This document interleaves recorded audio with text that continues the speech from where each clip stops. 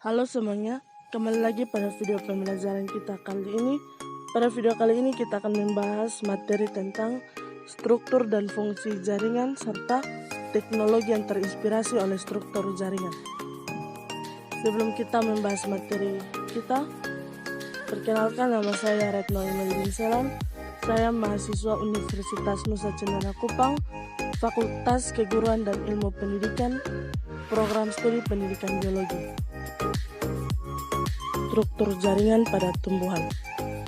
Sel-sel pada tumbuhan yang memiliki struktur yang sama akan terintegrasi menjadi suatu jaringan dan memberikan fungsi tertentu pada tubuh tumbuhan.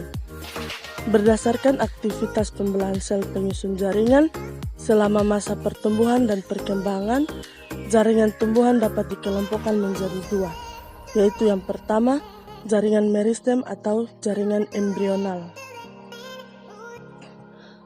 Jaringan meristem atau jaringan embrional adalah jaringan yang sel-selnya aktif membela diri secara mitosis. Hal ini menyebabkan sel-sel tumbuhan semakin bertambah dan menyebabkan tumbuhan mengalami pertumbuhan tinggi dan volume. Jaringan meristem terbagi menjadi dua lagi, yaitu yang pertama meristem primer dan yang kedua meristem sekunder. Mari kita bahas satu per satu. Yang pertama, meristem primer. Meristem primer adalah jaringan pada tumbuhan yang sel-selnya aktif membelah. Meristem primer pada umumnya terdapat pada ujung batang dan ujung akar. Oleh karena itu, meristem primer menyebabkan pertumbuhan primer pada tumbuhan, yaitu pertumbuhan vertikal atau pertumbuhan akar dan batang. Yang kedua, meristem sekunder. Meristem sekunder berasal dari sel-sel dewasa yang berubah sifatnya menjadi meristematik kembali atau aktif membelah kembali. Contohnya yaitu kambium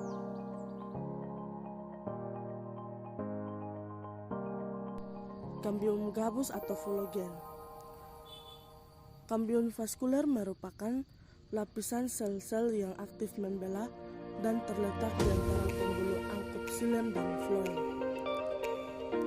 Kambium vaskuler ini banyak terdapat pada batang dan akar tumbuhan dikotil, sedangkan tumbuhan monokotil pada umumnya tidak memiliki kambium vaskuler. Aktivitas kambium ini menyebabkan tumbuhan mengalami pertumbuhan sekunder sehingga batang menjadi besar. Aktivitas pembelahan kambium vaskuler ke arah dalam akan membentuk xilem sekunder, sedangkan pembelahan ke arah luar akan membentuk floem sekunder. Kita dapat menentukan umur pohon dengan melihat lingkaran tahun atau lingkaran gelap terang yang terbentuk pada batang pohon. Lingkaran tahun terbentuk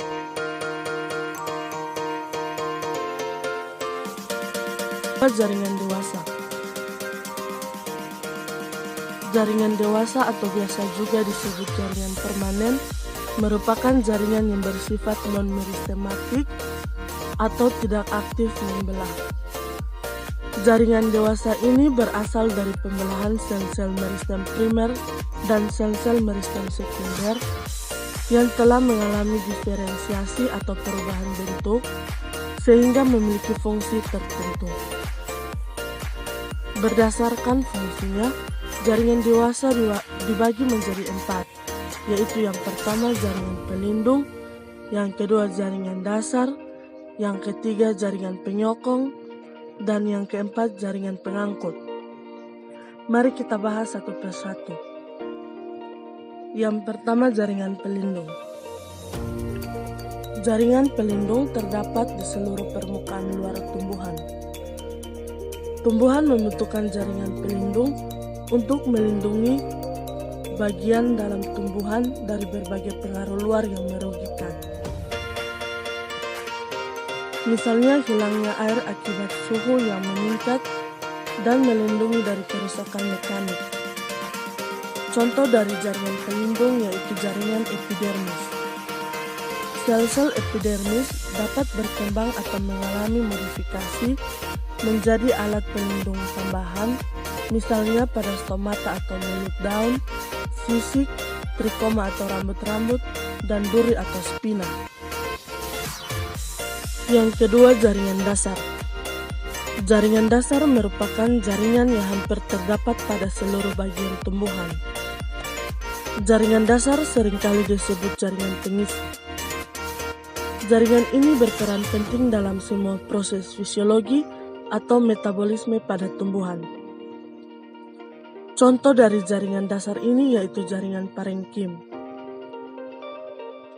Jaringan parenkim dapat berdiferensiasi menjadi banyak jenis, misalnya pada buah dan umbi.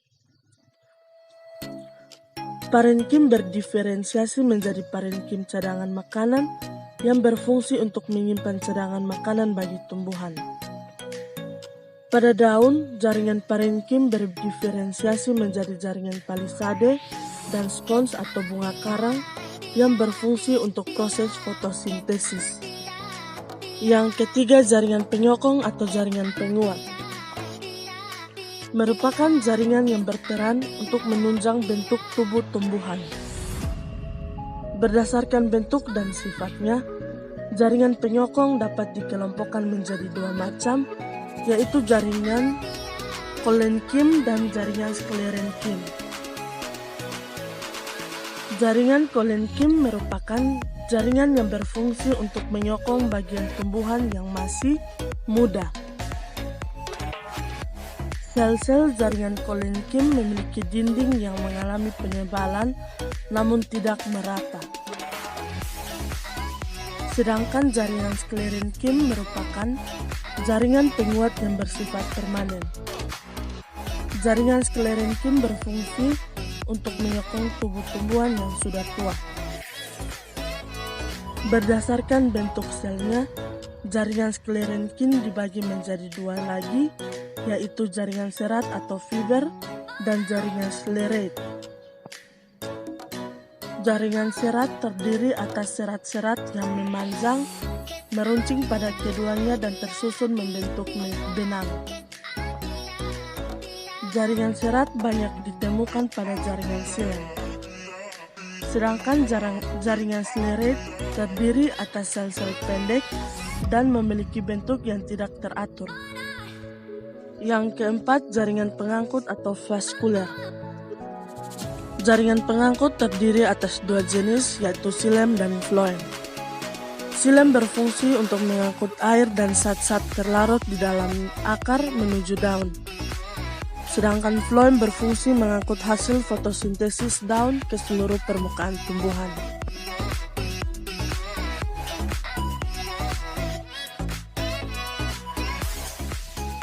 Panel surya atau solar cell merupakan alat yang dapat mengubah sinar matahari menjadi energi listrik. Mekanisme kerja panel surya terinspirasi dari mekanisme proses fotosintesis yang terjadi pada daun. Sensor cahaya. Sensor cahaya terinspirasi dari stomata kaktus yang terbuka saat malam dan menutup saat siang hari. Sama seperti cara kerja dari lampu jalan. Lapisan pelindung dan pengilap terinspirasi dari kutikula pada daun, di mana kutikula adalah lapisan paling luar di atas epidermis yang tersusun dari senyawa lipid yang bersifat hidrofobik atau tidak suka air. Mekanisme ini diadopsi dalam membuat semir sepatu, lapisan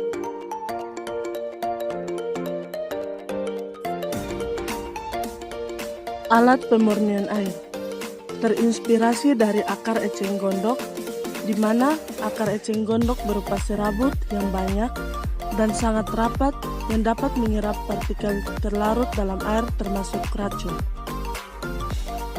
Sehingga dengan bantuan teknologi dapat menyaring air kotor menjadi air bersih dan dapat dikonsumsi.